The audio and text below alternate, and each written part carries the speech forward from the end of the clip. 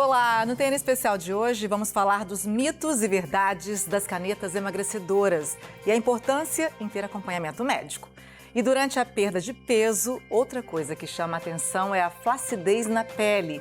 A orientação é tratar o corpo, o rosto e a mente. Quem vai esclarecer pra gente é o endocrinologista e nutrólogo Dr. Gabriel Orioli e a dermatologista Caroline Jardim, que já estão aqui no estúdio do TN Especial. Bem-vindos ao TN Especial. Obrigada. Um assunto que está bem polêmico, muito falado, né? Muita gente emagrecendo. E, doutor Gabriel, então os mitos e verdades, o que a gente pode destacar do uso das canetas emagrecedoras? A gente sabe hoje em dia que está muito em alta as canetas, né, sendo muito utilizadas por aí afora, né?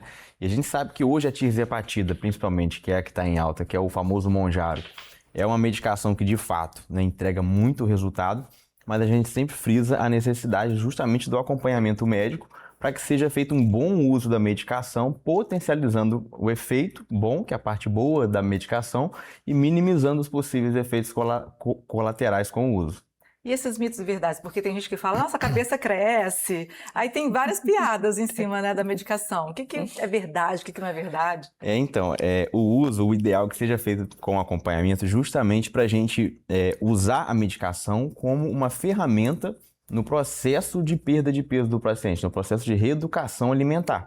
Que ele use o remédio para esse fim e não somente para utilizar a medicação de qualquer forma, né?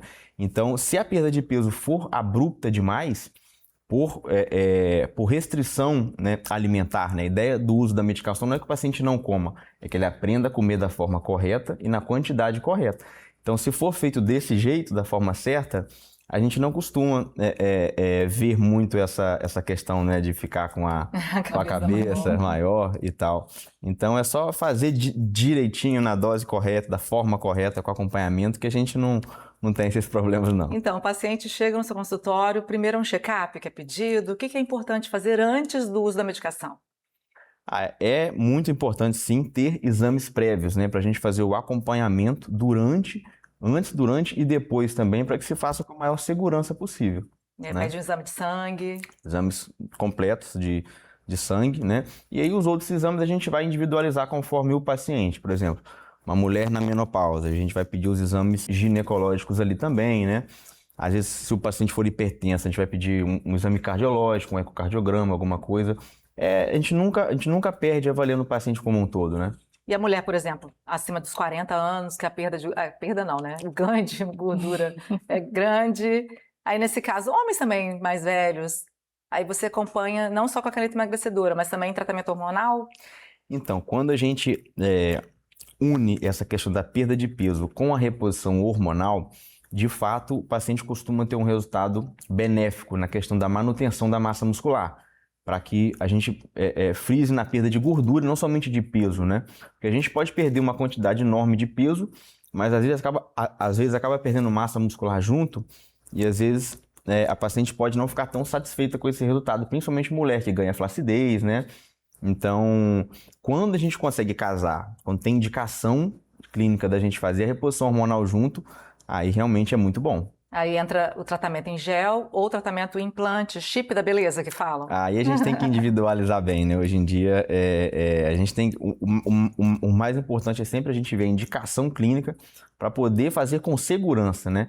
Então, o famoso chip da beleza, né? Que é um nome que até nós médicos não gostamos muito, né? Mas é o nome que pegou, né, de fato. Então o paciente acaba conhecendo dessa forma, que são os famosos implantes hormonais, né, que são pellets que a gente consegue fazer a reposição através deles, mas não é para todo mundo, né, de fato tem que ter uma avaliação criteriosa para a gente fazer a reposição hormonal. Né? Mulheres às vezes que têm alguma restrição, ou olha... Tem uma suspeita de câncer de mama, por exemplo, então não é aconselhável. Aí, no caso, você aconselha fazer como? Se a mulher teve ou tem, né, história prévia de câncer de mama, né, ou se ela teve ou se ela tem, história de trombose ou infarto nos últimos 6 meses, também é uma contraindicação. E é claro que assim, a gente sempre tem que avaliar um conjunto, né? A gente pede os exames ginecológicos, como ultrassom de mama, mamografia, ultrassom transvaginal, a gente avalia tudo, avalia a história familiar, os exames, o estilo de vida, se a pessoa é sedentária, não é? É tabagista, não é? Então, tudo importa para a gente estratificar esse risco. Então, a gente junta tudo e vê se nessa paciente a reposição tem maior potencial de ser benéfica do que maléfica, ou seja, Mas se aí realmente vale a tem pena. alternativas, né? Várias Caso não possa o tratamento hormonal, tem outros procedimentos ali para ajudar a emagrecer. Com certeza, sempre tem alguma coisa que a gente consegue agregar para aquele paciente, né? Hoje a gente tem um arsenal terapêutico bem amplo para isso, né? Só tem que individualizar mesmo e fazer da forma correta. E normalmente qual o período do tratamento? Porque às vezes faz semanalmente, mas depois é importante continuar com uma dosagem menor, pelo menos uma vez por mês. É o famoso desmame, é importante isso? Se diz em relação ao manjaro. Isso. Como que geralmente a gente faz? A gente usa a medicação semanal na dose que for preciso para que o paciente atinja esse resultado, né? Que ele espera, né? Que ele deseja. E depois de atingido esse resultado, geralmente o paciente até fala desse jeito pra gente na consulta, né? Doutor, eu queria emagrecer até aqui, eu não quero mais do que isso, é até aqui que eu queria chegar. Aí a gente pode sim entrar na fase de desmame, né? A gente vai reduzindo gradualmente a dose, dependendo do histórico do paciente, da quantidade de peso que ele perdeu. Às vezes, em alguns casos, a gente deixa uma dose de manutenção, uma dose mais baixa, às vezes a cada 7, 15 ou 20 dias, ou em até alguns casos mensal. E cuidar da pele também, né? Aí já é com a Carol, né? Gente, antes de começar com a doutora Caroline, é um casal perfeito, né? Porque ele é nutrólogo, endocrinologista e ela é dermatologista, são casados. Olha só que legal, trabalham na mesma clínica. E doutora Caroline, então, ele já até te encaminha alguns pacientes, claro, né? Porque a perda ali, quem perde principalmente mais de 20 quilos, a pele, né? Tem a musculatura que ele perde a gordura, mas tem aquela perda na pele ali que envelhece até se não tiver um tratamento. Como que é esse acompanhamento, assim, orientação para quem está nesse processo de emagrecimento? Sim, a gente brinca até entre nós, né, que ele cria o problema e eu resolvo depois. Mas assim, basicamente é de orientações, né? A gente sabe hoje que os produtos tópicos, né, quando a gente passa o creme na pele, eles ainda não têm um poder de repor essa gordura que foi perdida durante o processo de emagrecimento, né? Porque quando você emagrece, você acaba emagrecendo a gordura que a gente quer, mas também a gordura que a gente não quer. E a gordura do rosto, ela acaba sendo uma sustentação, né, para a face. Então, ela que dá todo o formato bonito, né, principalmente na mulher, as maçãs do rosto. Então, elas são bem importantes para essa sustentação da face. Então, para esses pacientes que têm uma perspectiva de perda de gordura muito grande nesse processo, a gente sempre recomenda associar os procedimentos dermatológicos, né? E aí hoje a gente tem muita coisa, né? Ainda bem, para poder ajudar aí nesse processo. A gente tem os bioestimuladores de colágeno, ultrassom microfocado, e aí assim como o processo de emagrecimento é tudo individualizado, né? A gente vai avaliando cada caso de cada paciente. Tem os procedimentos mais simples, como o Botox, Sim, que é mais simples, certeza. até a imagem ali, né? Mas tem aqueles mais complexos, assim, um investimento maior, sim, mas dependendo da situação, vale a pena. Sim, vale a pena, com certeza. A gente trata o rosto, né, em camadas, assim como é a nossa estrutura mesmo, anatômica, né? Então, o Botox, ele entra mais para um tratamento de camada muscular. Fica com resultado bonito, uma qualidade de pele muito boa, mas quando a gente pensa em flacidez e reposição de estrutura, a gente já precisa de outros tipos de tratamento. Então, precisa de tratamentos que objetivam o estímulo de colágeno e reposição desse volume, né? E não só no rosto, né, doutora? Muitas pessoas fazem tratamento no glúteo, nos braços, nas pernas, sim, porque abdômen. Acaba que perde a gordura e às vezes resta aquela flacidez, né? Alguns tratamentos a gente consegue recuperar bastante com o tratamento de consultório, né? Mas às vezes é uma flacidez mais importante, aí é caso cirúrgico mesmo, né? É importante também, que eu sei que o doutor Gabriel também orienta, fazer a musculação. Com certeza, é extremamente importante até para conseguir fazer a manutenção desse peso, né? Gabriel sempre ressalta isso com todos os pacientes, porque faz a diferença nesse processo, né? Ajuda a manter esse peso depois, né? Quando já não tiver mais no uso das medicações. Agora, uma outra questão também que muita gente comenta é a perda de cabelo. Existe Com mesmo? certeza. Qual a orientação, então, para o tratamento capilar? Com certeza. Ainda não existe nenhum estudo assim que comprove que o medicamento em si causa queda de cabelo, mas o processo de emagrecimento rápido, essa perda de peso rápida, funciona como um estresse para o nosso organismo e o nosso cabelo ele sente muito isso.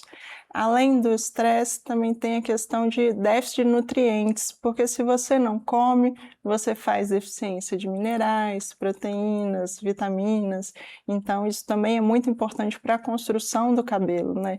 Então, por conta desse estresse e da falta de nutrientes, a queda de cabelo é aí disparado o efeito colateral mais comum, né? As vitaminas também são extremamente importantes. Exatamente. E aí entra os exames que o Gabriel falou, né? Então, é importante, antes de iniciar o processo e durante o processo, para a gente ir fazendo a manutenção dessas vitaminas e minerais aí junto.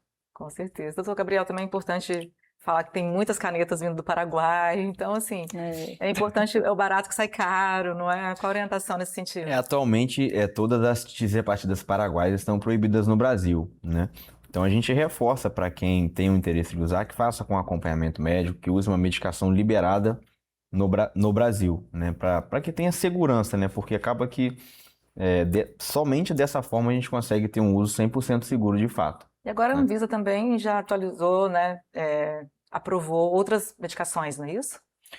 Então, na verdade, essa aprovação recente, que eu imagino que você esteja se referindo à quebra da patente da semaglutida, que era o famoso Ozempic, né? Que hoje abriu para todos os outros laboratórios, ou seja, resumindo, tem o genérico na farmácia agora a um custo mais acessível. No caso da semaglutida, que é o Ozempic. A tirzepatida, que é o Mounjaro, não, segue sendo somente... Mas o uso em casa é perigoso ou não? Não, são medicações que podem ser usadas sim em casa, desde que compradas na farmácia e com orientação médica, né? Mas pode ser feito o uso doméstico sim, comprado na farmácia, explicado pelo médico em consulta, vai dar tudo certo. Verdade. E vocês dois, vamos falar um pouquinho de vocês. Vocês moram aqui no Espírito Santo há pouco tempo, né? São do Rio de Janeiro. São quase 3 anos, né? Quase 3 anos. A gente é do interior do Rio, de Itaperuna, uma cidade de 100 mil habitantes. Nós dois nascemos lá, né? Eu fiz faculdade no Rio, o Gabriel continua em Itaperuna. Depois de muitos anos, a gente se encontrou de novo. E a clínica na Praia da Costa, a gente vai deixar o Instagram, quem tiver interesse, né? Procurar um casal, que é o pacote completo, não é isso? É verdade. Então, tá bom, muito obrigada pela presença de vocês. A gente que agradece. Obrigada a você. Convite, foi um prazer. Muito bom. Então tá, gente, rápido intervalo e daqui a pouquinho tem no especial de volta.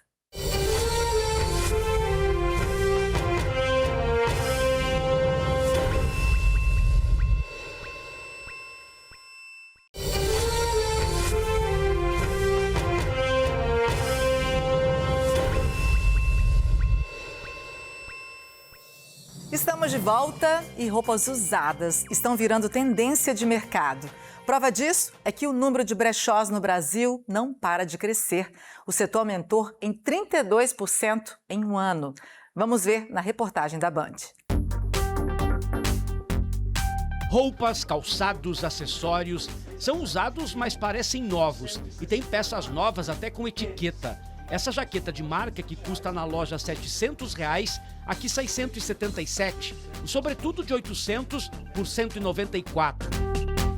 Bolsa de R$ 1.000 por 160 e tênis de 800 por 80. Os brechós surgiram na Europa há séculos como venda de roupas usadas entre famílias nobres e comerciantes e se espalharam em diferentes países como alternativa econômica e sustentável. Esse brechó em São Paulo tem 7 anos. Todo dia assim, um entra e sai de produtos. Olha, aqui deve ter mais de 5.000 itens e de 2019, quando eles abriram o brechó, até hoje, o movimento aumentou mais de 500%. Detalhe, o faturamento já chega a 3 milhões de reais ano. Na época a gente viu uma oportunidade de um mercado que estava para crescer. A gente viu que roupas paradas poderiam ter um novo dono e fazer uma economia nova pelo mercado. Rafaela é de Recife, O aeroporto aqui em São Paulo é bem pertinho do brechó, então ela veio aqui para dar uma olhadinha, porque ela também é dona de brechó lá em Recife. Lá também se compra muito? Muito. Desde quando? Então, depois da pandemia, houve aquele boom. O meu brechó vai fazer 15 anos esse ano. E, realmente, depois da pandemia, a gente teve que se reinventar, porque muita gente não sabia nem o que era brechó. Achava que era brechó, roupa velha? Exatamente, roupa velha, roupa com avaria. E hoje em dia, não. Hoje em dia existe uma curadoria bem forte, assim, uma curadoria bem especial. Reciclar é a palavra mais ouvida num brechó. E a sustentabilidade, né? O que eu não uso, você pode usar. E assim a gente recicla e assim gera menos lixos e tudo, né? Eu acho que é para o bem do planeta também. No Brasil, entre 2024 e 2025, o setor teve uma alta de 32%. E agora, em 2026, foram abertos mais 2.500 brechós. O Sebrae também tem atendido muito mais gente interessada nesse negócio. Pode começar com a sua roupa usada, pegar dos amigos, conhecidos, família. É o que a gente fala de economia circular, né? Faz a economia girar. Verdade. Se dá para economizar, eu também vou nessa. Olha só esse dado: 54% das mulheres no Brasil relatam que já sofreram violência do parceiro. Você sabia que ofensas e abusos psicológicos também são formas de violência doméstica? A mesma pesquisa aponta que a grande maioria dos homens não enxerga esses abusos como violência.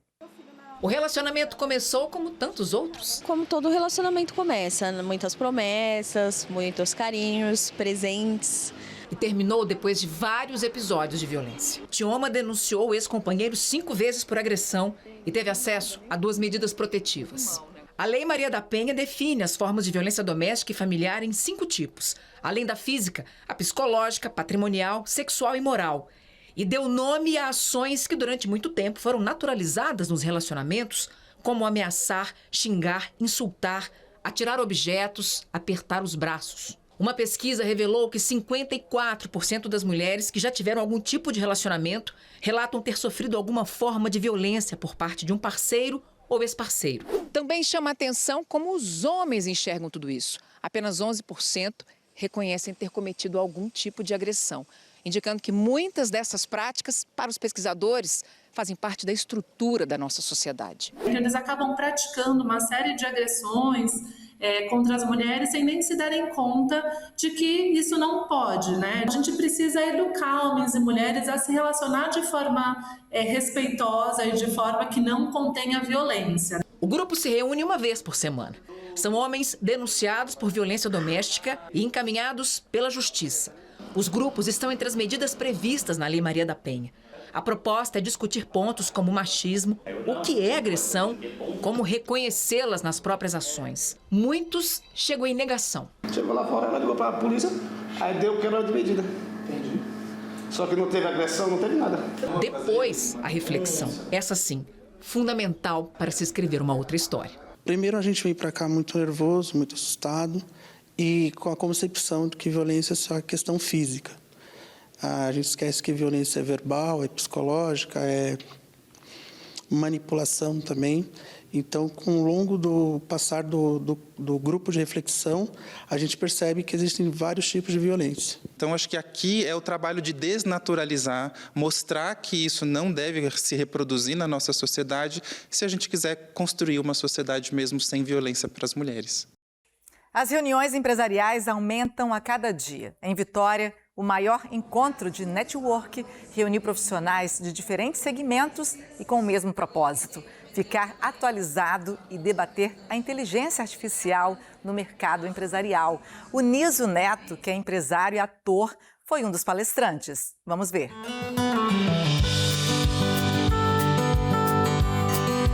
Esse tipo de evento nos conecta com pessoas de esferas muito diferentes da gente e que podem nos indicar para trabalhos ótimos, é o que tem acontecido sistematicamente. Então, se você precisa se conectar, se você precisa abrir sua rede de networking, esse é o lugar. A gente tem que se adaptar, né? E a tecnologia agora não vai parar, ninguém segura o progresso e a gente tem que aprender a lidar. É um evento que nos aproxima de entidades do governo para a gente poder começar a criar um olhar de como que a gente pode, juntos, cada um com o seu poder, contribuir com a sociedade capixaba por um todo.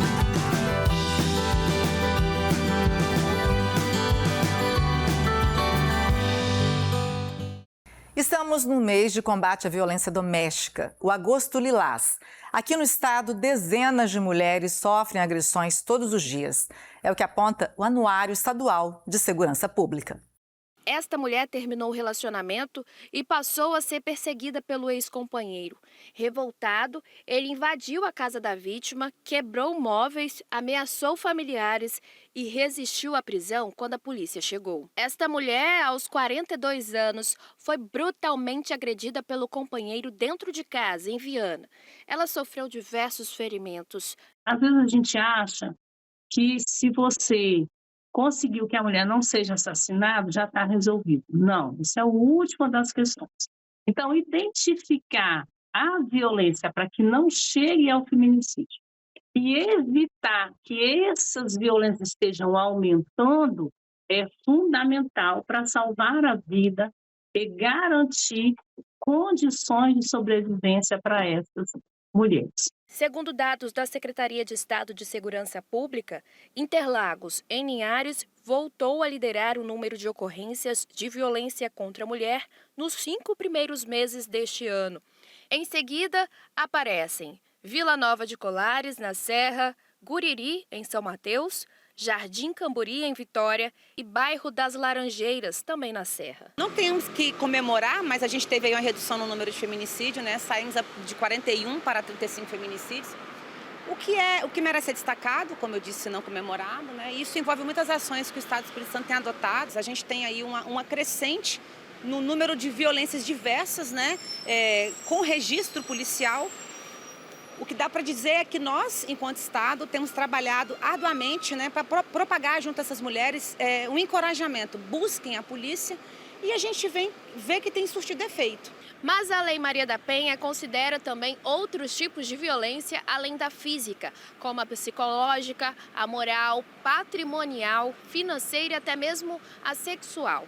Mas recentemente, até mesmo esses crimes praticados nas redes sociais, como perseguição, ameaças, enquadram sim na Lei Maria da Penha. O que os especialistas alertam é sempre ficar atento aos primeiros sinais. Tudo isso é importante para interromper o ciclo. Então, a violência psicológica, ela começa pelo monitoramento dessa mulher. Se ela não entende que isso é uma violência, quem está nos ouvindo precisa prestar atenção. Depois, isso vai escalonando, que a violência ela é escalonada. Aí ele começa com outros comportamentos mais agressivos. Os dados mostram que romper uma relação abusiva ainda é um dos maiores desafios. Segundo pesquisas citadas pelas especialistas, mulheres procuram primeiro familiares, amigos ou instituições religiosas antes mesmo do registro na polícia. Primeiro aciona a família, depois aciona a religião, né? Só lá embaixo que aciona a segurança pública, mas elas estão acionando alguém, então é porque a rede também precisa se fortalecer melhor para salvar a vida dessas mulheres. É um desafio muito grande o enfrentamento à violência contra a mulher, não somente do Espírito Santo, né, de todo o país, é um problema social muito grave, que a gente está tentando e dando todos os esforços para enfrentar da maneira mais eficiente possível. É importante que você que está me assistindo, as mulheres e todas as pessoas da sociedade se comprometam nesse enfrentamento. Se comprometam com esse enfrentamento, que as mulheres busquem a polícia, denunciem. Mudando de assunto, hora da nossa agenda cultural com a Chaira Carvalho.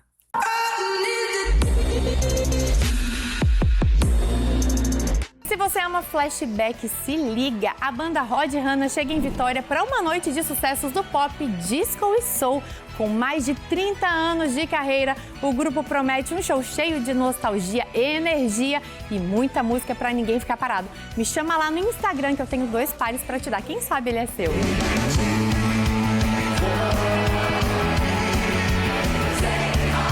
Quem nunca sofreu por amor ao som das músicas de Belo? Gente, tem coisa boa na agenda hoje. Eu tô recebendo aqui a Genuína Mônico, representante da 27ª Festa do Vinho e da Uva, que vai falar pra gente como é que tá a preparação. Tá chegando!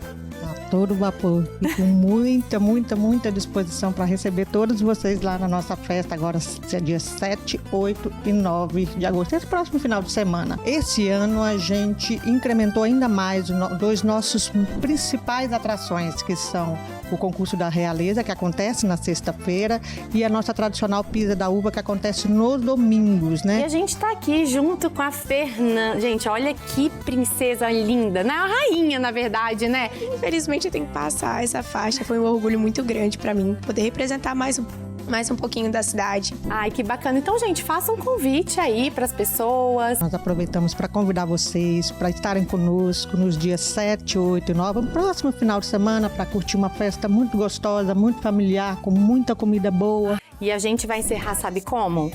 Com música, porque eu tô sabendo, chega aqui, que esses meus dois amigos queridos lá de 2000, são meus amigos desde 2010, 2000 e bolinha. Eles vão aquecer esse friozinho lá de Santa Teresa. Botar o povo pra balançar o esqueleto. É claro, pra gente é uma honra, tá? Tá lá, a gente vai estar no sábado, né, dia 8. E pra gente é uma honra estar na festa mais tradicional, né, de Santa Teresa. Então pra gente vai ser uma honra imensa e a gente vai estar lá alegrando todo mundo. Vão tocar? Nós vamos perguntar pra vocês qual a sua preferência. Se gostar de solidão, tenha santa paciência. Mas se você é da farra, não precisa de ciência. É só levantar o copo, solta a voz e canta alto. Alô, potência! Relembrando os velhos tempos! Agora vamos saber qual sua situação. Se tiver acompanhado, pode levantar a mão. Mas se você tá solteiro e tá enchendo o caneco, é só levantar o copo, solta a voz e canta alto. Alô, boteco! É só escolher a sua programação preferida e se divertir. O TN Especial fica por aqui. Um beijo para você. Já te espero no próximo sábado, às 6h20 da noite. Até lá.